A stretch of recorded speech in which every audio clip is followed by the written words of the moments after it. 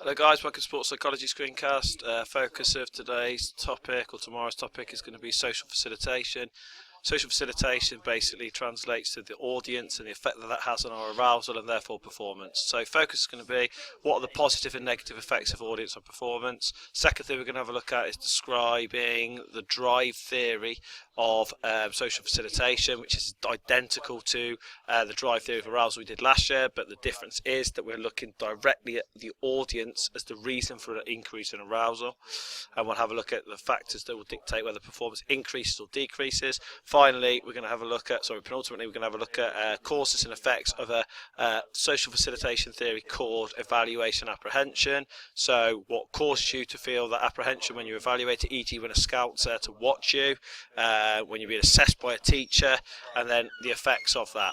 Finally, we'll have a look at strategies that can be used to combat social inhibition. Now, social inhibition is the negative effect of the audience on performance. So, audience, you want to make notes of these key bits. Audience equals increased arousal equals varying effects on individual. So sometimes people, when they're in front of a crowd, will perform better. Other times people perform worse. The names for those two things are social inhibition. That's the negative effects on performance. You're inhibited. If somebody is inhibited, they might be shy in social situations. Okay, somebody who is facilitated, that is social facilitation. This is the positive effect. So when you're in front of a crowd, it brings out the best in you. Okay, that increase in arousal makes you perform better. So if I go through this quickly then, on here, the drive theory, you remember this from last year.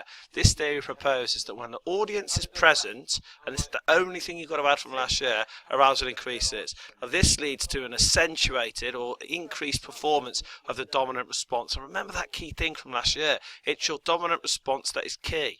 If you always perform poorly, having an audience and arousal increasing will make you perform poorly. I remember talking about it in the lesson. I mean, I could get you to stand up on a topic you're not sure on and say, right, say this in front of the class. Because your dominant response is you don't really know the topic, because you're having to stand up, your arousal will increase. Because everyone else is watching you, social facilitation, social inhibition, your arousal will increase. This will directly lead to a kind of a poor performance. So there are three key factors, and I need you to make two headings from this that will dictate whether performance increases or decreases. So if I could just get you to make the first heading then. So your first heading is going to be increased performance via audience and increased arousal. Okay, so performance is likely to increase when arousal increases in the presence of an audience if you are an extrovert. Okay, I'll explain why tomorrow. Furthermore, it's also likely to increase if you're high ability, because obviously you've got a well-learned motor program. Finally, it's also likely to increase performance if you're doing a gross and simple skill, because gross and simple skills require large muscle movements, limited intricacy, and they have a low perceptual load in decision making. The next thing we're looking at is, okay, if you're in front of an audience, your arousal increases, but sometimes people's performance decreases. So your next title or subheading is decreased performance via increased arousal in presence of audience. If you can pause and just make sure you've got that heading. Okay, so for this time then, sometimes people when they're in front of a crowd and their arousal goes higher, their performance will absolutely plummet. Okay, and it will decrease. Why is that? It's because they are introvert performers. We'll look at why tomorrow. Okay, furthermore, there are probably low ability performers who have not got refined or well-learned motor programs. And finally, the performance of fine and complex skills will decrease under arousal. So you can kind of see it out when you're thinking archery, you're really kind of in front of a crowd, you've never done it before, whatever, you don't really want to be really pumped up and highly aroused. Okay, so you should have two headings: increased performance via increased arousal in presence of audience, and then decreased performance in presence of the audience and increased arousal. They're your key focuses, and then we've got this other theory to have a quick look at. So evaluation apprehension. Now this is another theory based around the audience and basically saying, does the mere presence of others increase arousal? Cottrell was the theorist who proposes that the only time that your arousal is changed or measured or things is where you feel like someone is actually evaluating or measuring what you're doing. Okay, and that theory is the evaluation apprehension theory.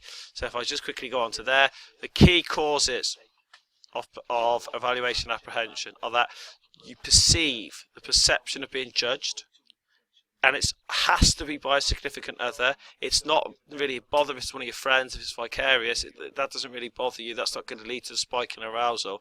And it's also more likely if confidence is low. So apprehension is a trait associated with people with low confidence, people who have learned helplessness, okay, and obviously if you have someone with a significant other, a role model that you're trying to impress, that can be really detrimental to performance, which is under that broad banner of apprehension. Now, they're the causes of it then.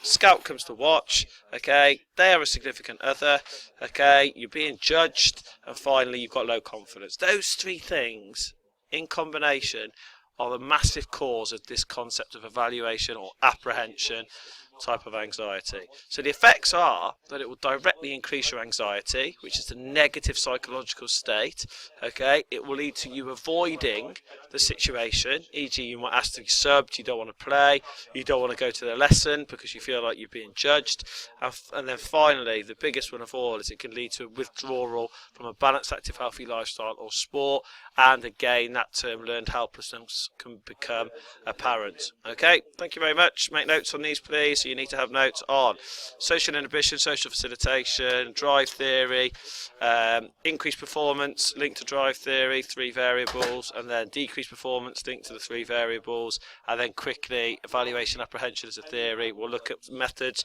that you can stop social inhibition tomorrow. Thank you.